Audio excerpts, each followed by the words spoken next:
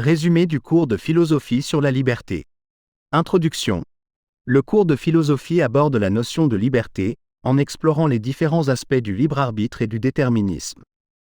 La problématique centrale est de comprendre si la liberté humaine est une réalité ou une illusion, et si elle est absolue ou relative. L'exploration s'articule autour de trois parties: la thèse, idéalisme, l'antithèse, matérialisme, et la synthèse. Première partie, la thèse du libre arbitre. L'idéalisme affirme que l'homme possède une volonté absolue, lui permettant d'agir indépendamment des contraintes extérieures. Cette conception repose sur l'idée que l'individu peut choisir librement ses actions. Le libre arbitre est ainsi défini comme une capacité de décision absolue, sans cause déterminante. Descartes illustre cette idée dans une lettre à Mélan: « Je peux refuser l'évidence en présence même de l'évidence. » Citation de Descartes: « Je peux nier que 2 et 2 font 4, et confirmer ainsi, fût-ce de manière bien paradoxale, l'existence de ma liberté. » Lettre à Mélan, 1645. L'expérience du choix est cruciale dans cette thèse. Jean Buridan, un moine du XIVe siècle, imagine l'expérience de pensée suivante. Si nous plaçons un âne qui aurait autant faim que soif, entre un seau d'eau et une botte de foin, l'âne se laisserait mourir de faim et de soif, ne pouvant choisir, subissant avec la même puissance l'attraction de l'eau et de la nourriture. Contrairement à l'âne de Buridan, qui meurt de faim et de soif faute de pouvoir choisir entre deux options égales, l'homme possède la volonté nécessaire pour prendre des décisions. Cette notion de libre arbitre se manifeste également dans l'expérience de l'acte gratuit, tel que décrit par André Gide dans les caves du Vatican. Dans ce récit, le personnage principal, Lafcadio, réalise un acte délibérément immotivé, sans raison apparente, pour exprimer sa liberté absolue. Cet acte, bien que choquant, illustre la volonté autonome du sujet. Cependant, cette vision de la liberté est problématique. Lafcadio est-il libre? Lafcadio ne prend-il pas pour une absence de motif ce qui n'est qu'une ignorance de ces mêmes motifs? La volonté d'agir sans motif n'est-elle pas déjà un motif? Lafcadio tue-t-il pour se prouver libre ou se pose-t-il comme libre que pour pouvoir tuer? Ces questions montrent les limites de la conception du libre arbitre comme absence de contrainte. Deuxième partie. L'antithèse du déterminisme. Le déterminisme, en revanche, nie la possibilité du libre arbitre. Selon cette perspective, toutes les actions humaines sont déterminées par des causes. Le déterminisme soutient que tout événement est rigoureusement déterminé par des causes antérieures. Laplace propose une vision de l'univers où une intelligence parfaite, connaissant toutes les forces et positions des êtres à un moment donné, pourrait prédire l'avenir avec précision.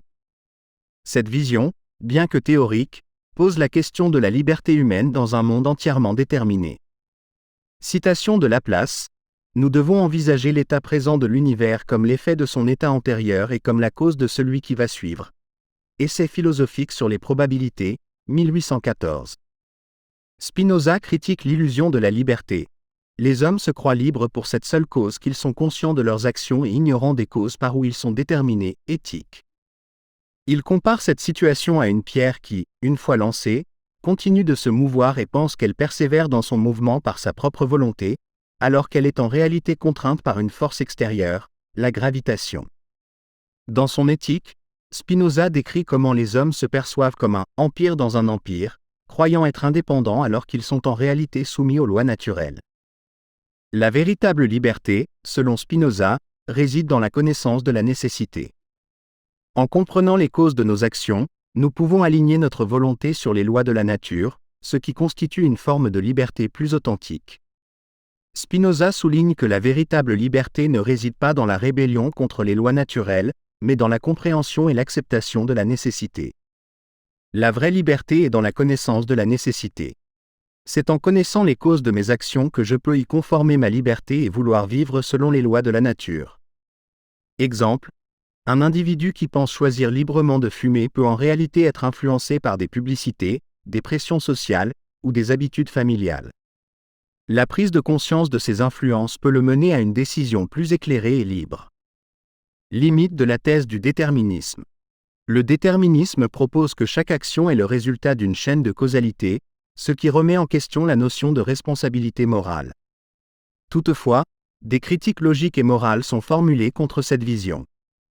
Logiquement, la pensée qui nous dévoile le déterminisme partout dans la nature, y compris en nous-mêmes, est-elle, elle-même déterminée? Si ce n'est pas le cas, la pensée du déterminisme ne se contredit-elle pas elle-même? Si vous dites que la liberté est illusion, comment pouvez-vous avoir la liberté de le dire et de le penser? Lagneau, philosophe français du XIXe siècle, disait « Pour que la nécessité soit reconnue, il faut que nous considérions que nous sommes distincts de cette nécessité, que nous sommes libres. » Point. Penser le déterminisme, ou nécessité, c'est le mettre à distance, c'est comme s'en extraire, s'en excepter. Un robot, un ordinateur ne se poserait pas la question de la liberté. Moralement, si le libre arbitre n'existe pas, comment expliquer l'expérience morale et la responsabilité individuelle? Si nous sommes entièrement déterminés, il n'y aurait ni bien ni mal, ni mérite ni péché. Les concepts de responsabilité et de dignité humaine perdraient leur sens. Le remords et le repentir témoignent de notre liberté de choisir nos actions. Troisième partie, la synthèse. La synthèse tente de réconcilier la liberté et le déterminisme. Kant utilise la métaphore de la colombe, qui vole grâce à la résistance de l'air. Cette résistance, bien que contraignante, est également ce qui permet à la colombe de voler. De même, le déterminisme peut être vu comme la condition de possibilité de la liberté. Sans contrainte, aucune action n'est possible. Spinoza propose que la véritable liberté consiste en la compréhension et l'acceptation de la nécessité. En connaissant les causes de nos actions et en vivant en accord avec les lois naturelles, nous pouvons atteindre une forme de liberté authentique.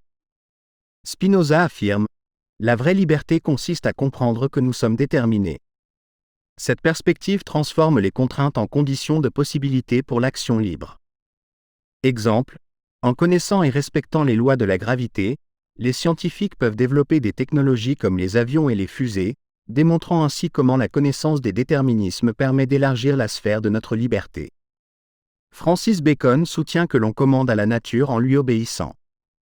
La liberté est ainsi une conquête progressive par la connaissance et la maîtrise des déterminismes. Plus l'homme connaît, plus il est libre. Les progrès de la liberté vont de pair avec les progrès de la connaissance. Cette vision implique que la véritable liberté est un processus de libération, une conquête progressive de soi et du monde. En agissant sur la cause, on peut changer les faits. Si l'homme comprend le principe de causalité qui domine les lois de la nature, et les lois de sa propre nature, il peut agir dessus et en modifier les effets. En obéissant aux lois du déterminisme, l'homme peut le maîtriser. L'idée de liberté comme autonomie est explorée, où l'individu se donne à lui-même ses propres lois, en opposition à l'hétéronomie où la loi vient d'une autorité extérieure. La liberté devient alors un processus de libération progressive, une conquête et un apprentissage plutôt qu'un état statique. Cette conception insiste sur l'importance de la conscience et de la connaissance pour atteindre la véritable liberté. Conclusion. Le cours conclut que la liberté humaine n'est ni une pure illusion ni une réalité absolue, mais plutôt une dialectique entre liberté et déterminisme. La liberté se construit dans la compréhension et l'acceptation des contraintes, transformant ces dernières en conditions de possibilité pour l'action libre. La liberté ne se présente pas comme un état passif mais comme une conquête active et continue. Ce processus d'autonomisation et de libération progressive est central chez l'homme, suggérant que la véritable liberté commence là où finit l'ignorance.